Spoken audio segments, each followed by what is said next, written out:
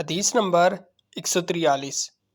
سیدنا انس بن مالک رضی اللہ عنہ نے حضرت معاذ بن جبل رضی اللہ عنہ سے یہ حدیث روایت کی، کہا میں سواری کی ایک جانور پر رسول اللہ صلی اللہ علیہ وسلم کے پیچھے سوار تھا۔ میرے اور آپ کے درمیان کھچاؤ کے پیچھے حصے کی لکڑی جتنی جگہ کے سوا کچھ نہ تھا۔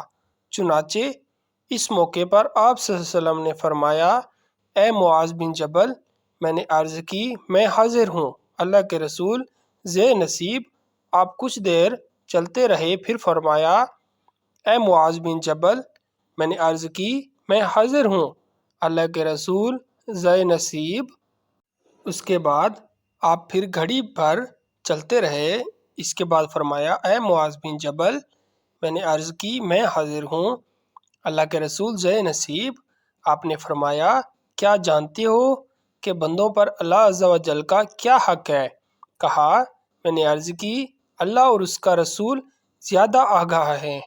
ارشاد فرمایا، بندوں پر اللہ کا حق یہ ہے کہ اس کی بندگی کریں اور اس کے ساتھ کسی کو شریک نہ کریں۔